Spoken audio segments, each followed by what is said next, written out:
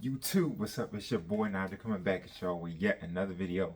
Yes, you saw the title. Today I'm showing y'all how to diet for abs. Let's go.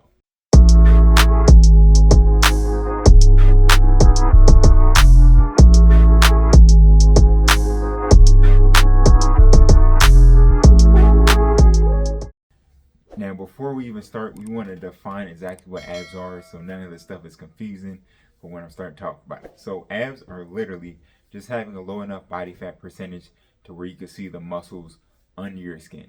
You can do this by two different ways. Either you could lose the body fat in your stomach to where you reveal the muscles, or you could get bigger muscles which will help them protrude a little bit more and help you see it through some of the fat that you have. Now, chances are, if you want abs, you're going to fall into two of these categories, and I'm going to give you exactly what you need to do for each category that you fall in. So the first one we have is being skinny fat. Being skinny fat is literally just having a very high body fat percentage while not having a lot of muscle. As you can see with this picture right here, if you look something like this, chances are you fall into the category of being skinny fat. The second category that we have is people who are overweight. Now, I think this is pretty self-explanatory.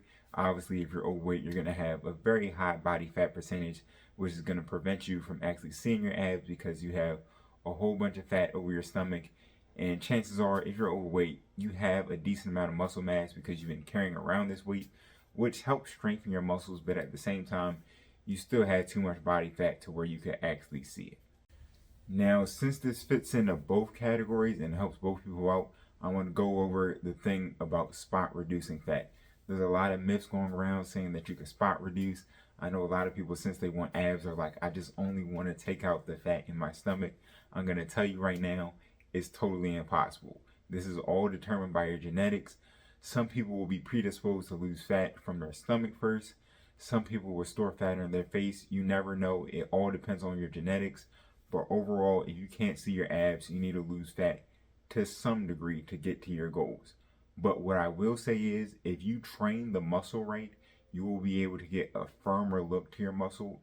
It might not take away it won't take away the fat. You can lose fat and get muscle, but it won't take away the fat, but it will give the appearance of a more firm look to yourself. But you do not want to look for spot reducing fat. You can't do it. There's no point on looking it up on YouTube, seeing how you can reduce fat from your stomach so you can actually get abs. Just do it the simple way. Try to be in a calorie deficit, lose weight, which is what I'm going to get into a little bit later. But that's all I want to say. Don't spot reduce. You can't do it. So if you're skinny fat, the first thing that you should be focusing on is trying to maintain a calorie surplus.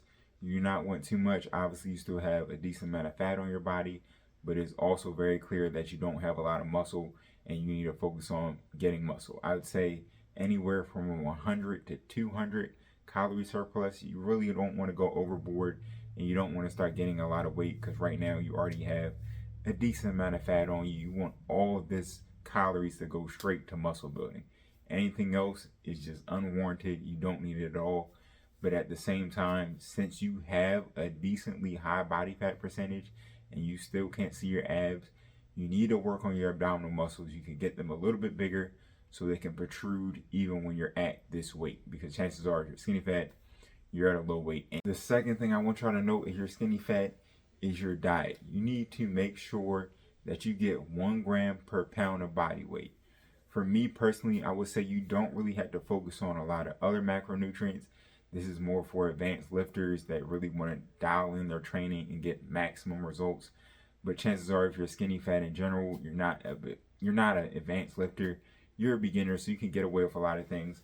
But just make sure that you're fueling your body properly. Macronutrients shouldn't really matter too much. I would say eat healthy. You are supposed to eat healthy. But at the end of the day, it's all about calories in and calories out. If you're eating too many vegetables, you won't be able to see your abs. So more importantly, on the healthy tip, you should make sure that you're at calorie maintenance, or as I said, slightly above calorie maintenance, which is 100 to 200 calories above. But overall, that is what's going to change your physique. It's not going to be what you eat. It's going to be how much you eat in calories. If you fall into the second category and you're overweight, the first thing you want to focus on is making sure you're below calorie maintenance level. And this could be anywhere from 200 to 600 calories or even more depending where you are on the scale. If you're further away from your goal, and let's say you're like 300 pounds, you might want to up the calories that you're decreasing in your maintenance diet. But if you're really close, I'd say keep it kind of low, because you don't want to lose fat too fast to where you can't maintain it and then you gain it back. But overall, the reason why you want to reduce your calories is fat is literally just stored energy. And when you have that much fat, you have enough energy to fuel your workouts, fuel your muscles to keep growing while you're losing fat at the same time. So it's important. If you want abs, again, I'm a big advocate of actually doing ab workouts. So hit your crunches, hit your sit-ups, hit your Russian twists, do all that while you're losing this weight.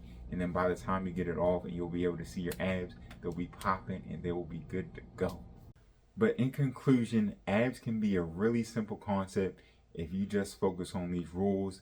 It's literally just the balance between gaining muscle and losing fat. As soon as you understand that, you will have a lot easier time getting them. What I say is make sure you set small goals, because this is going to be a long journey depending on how far you are from your goal. If you're, let's say, 300 pounds, it might not be realistic for you to get abs in a year. But if you're a lot closer, it might take a little bit shorter. Just remember, it's your journey. Take your time.